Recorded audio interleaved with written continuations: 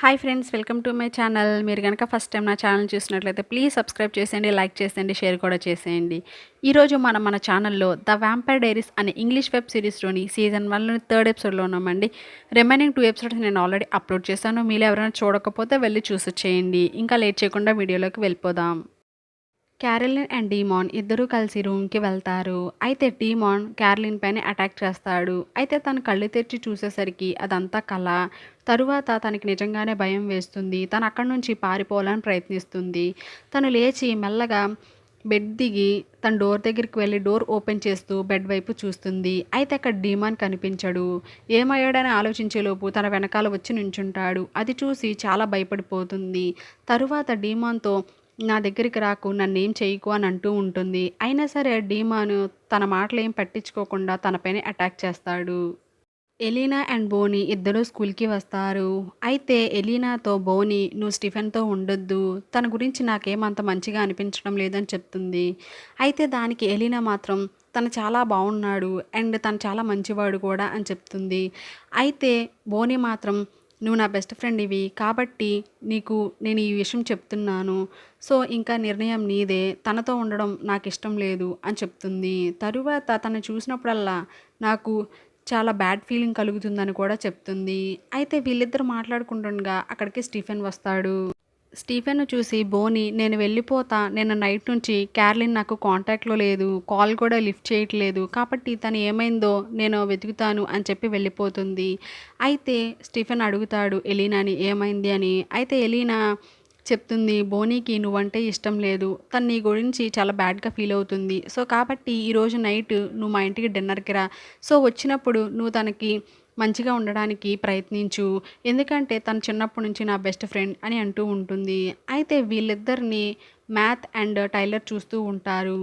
అయితే టైలర్కి కోపం వచ్చి మ్యాథ్ చేతిలో ఉన్న బాల్ తీసుకుంటూ ఉంటాడు తన మీద విసరటానికి. అయితే మ్యాథ్ మాత్రం వద్దు అలా చేయకని చెప్తాడు. టైలర్ మాత్రం స్టీఫెన్ పైన బాల్ విసురుతాడు. అయితే స్టీఫెన్ దాన్ని ఫాస్ట్గా పట్టుకుని మళ్ళీ దాన్ని తీసి టైలర్ మీదకు విసురుతాడు. అయితే టైలర్కి చాలా పెద్ద శబ్దంతో దెబ్బ తగులుతుంది. అక్కడ ఉన్న వాళ్ళందరూ టైలర్ని చూసి నవ్వుతారు. ఇంకా ఎలీనా కూడా అవాక్కవుతుంది. స్టీఫెన్ అండ్ ఎలీనా ఇద్దరు లోపలికి వెళ్తారు. అయితే ఎలీనా స్టీఫెన్ని నువ్వు చాలా బాగా బాల్ విసిరావు, నీకు ఈ గేమ్ వచ్చా అని అడుగుతుంది. అయితే స్టీఫెన్ అవును నాకు వచ్చు, నేను ఇదివరకు ఆడేవాడిని అని చెప్తాడు. తర్వాత వాళ్ళిద్దరు క్లాస్ రూమ్లోకి వెళ్ళిపోతారు. అయితే వాళ్ళ టీచరు అక్కడ ఉన్న వాళ్ళని చాలా క్వశ్చన్స్ అడుగుతూ ఉంటాడు. అయితే ఎలీనాను కూడా క్వశ్చన్ చేస్తే ఎలీనా దానికి ఆన్సర్ చెప్పలేకపోతుంది. అయితే తన ఆన్సరు స్టీఫెన్ చెప్తాడు. అయితే టీచర్కి కోపం వచ్చి నీకు అన్ని ఆన్సర్స్ తెలుసా అని చెప్పి ఇంకా చాలా క్వశ్చన్స్ స్టీఫెన్ అడుగుతాడు. అయితే స్టీఫెన్ అన్నిటికీ టకాటకా సమాధానాలు చెప్తాడు. అక్కడ ఉన్న వాళ్ళందరూ ఆశ్చర్యంగా స్టీఫెన్ వైపు చూస్తూ ఉంటారు. క్లాస్ అయిపోయిన తర్వాత అందరూ బేస్బాల్ ప్రాక్టీస్కి వెళ్తారు. అయితే వాళ్ళ టీచరు టైలర్ సరిగ్గా ఆడడం లేదని ప్రాక్టీస్ ఇంకా కావాలని చెప్పి తనని తిడుతూ ఉంటాడు. అయితే టైలర్ కూడా సరే నేను నేర్చుకుంటాను అని చెప్పి వాళ్ళ టీచర్తో అంటాడు.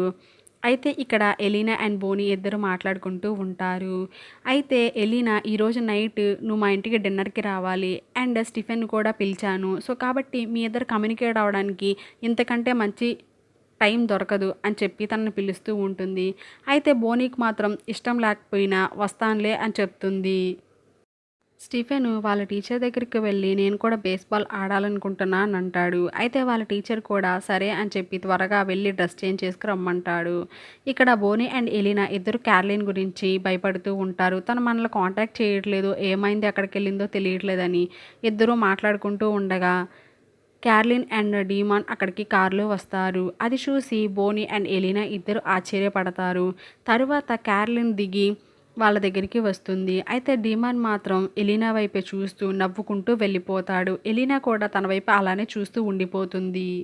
క్యారలిన్ వచ్చేటప్పుడు తన మెడ చుట్టూ ఒక స్కార్ఫ్ ఉంటుంది. అయితే తరువాత తను చీట్ గర్ల్ డ్యాన్స్ నేర్పిస్తూ ఉంటుంది అక్కడ ఉన్న అమ్మాయిలందరికీ. ఎలీనాకి ఆ డ్యాన్స్ చేయడం సరిగా రాదు, తనకి ఇంట్రెస్ట్ ఉండదు. తను బేస్బాల్ గేమ్ ఎలా ఆడుతున్నారో చూద్దామని చెప్పి వస్తూ ఉంటుంది.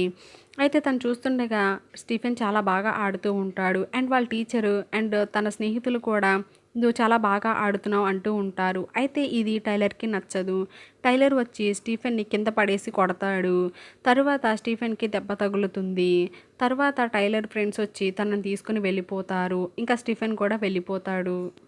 స్టీఫెన్ ఇంటికి వెళ్ళిపోతాడు. వెళ్ళిపోయిన తర్వాత అక్కడికి వాళ్ళ అన్నయ్య డీమాన్ కూడా వెళ్తాడు. అయితే "నువ్వెందుకు ఇక్కడికి వచ్చావని" స్టీఫెన్ అడుగుతాడు.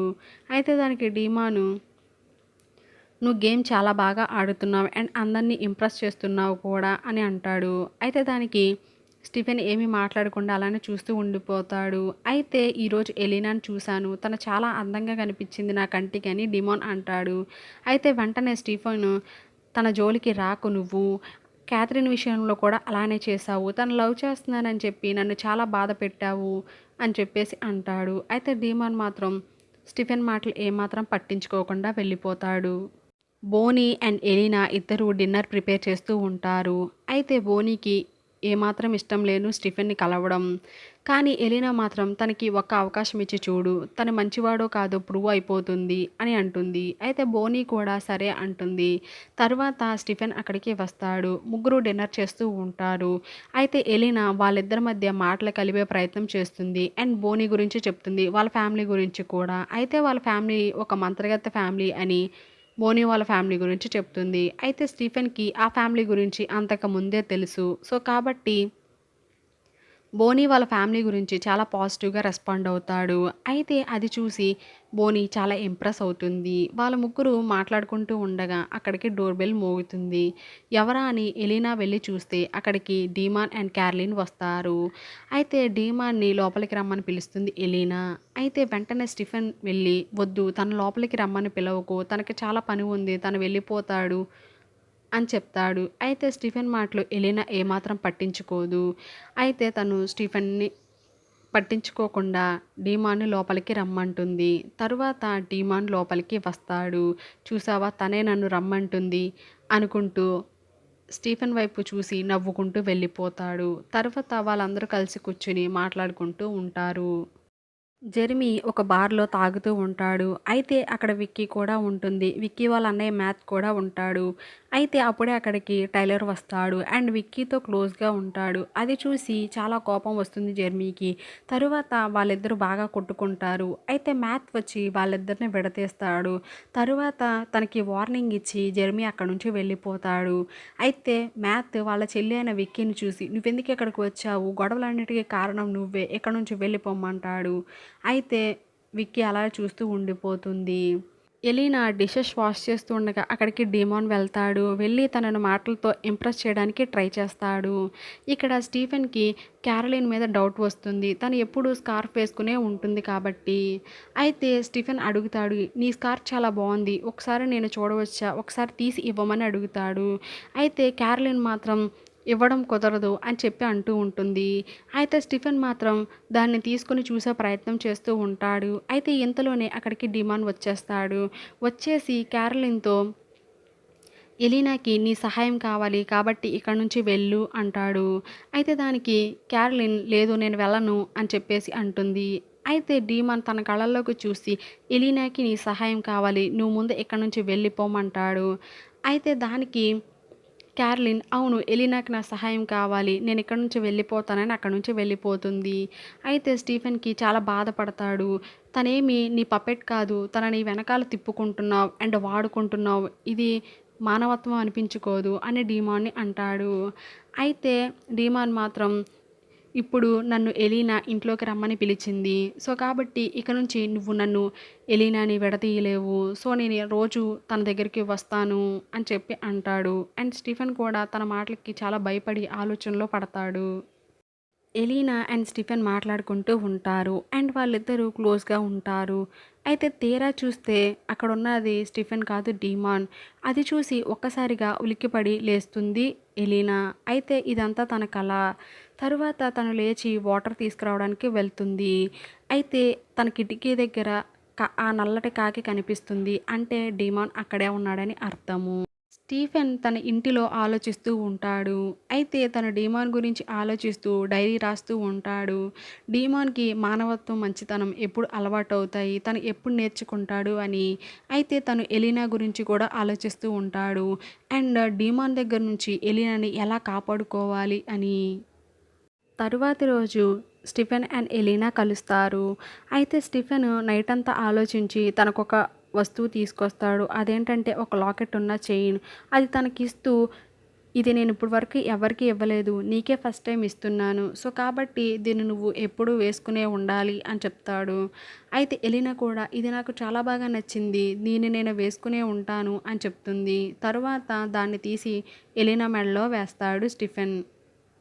బేస్‌బాల్ ఆడే ముందు వాళ్ళందరూ చిన్న పార్టీలాగా చేసుకుంటారు. అయితే ఇక్కడ జెర్మీ తాగుతూ ఉంటాడు. తను టైలర్‌ని అండ్ విక్కీని చూస్తాడు. టైలర్ కూడా జెర్మీని చూస్తాడు. తనకి చాలా కోపం వస్తుంది. విక్కీ వద్దని చెప్తున్నా వినకుండా జెర్మీ దగ్గరికి వెళ్తాడు. అయితే వాళ్ళిద్దరూ గొడవ పడి కొట్టుకుంటూ ఉంటారు. అయితే ఇదంతా స్టీఫెన్‌కి వినపడుతుంది. తను అక్కడికి వచ్చి వాళ్ళిద్దరిని ఆపుతాడు. అయితే జెర్మీ మాత్రం ఒక గ్లాస్ దాంతో టైలర్‌ని పొడిచే ప్రయత్నం చేస్తాడు. అయితే అది స్టీఫెన్‌కి తగులుతుంది.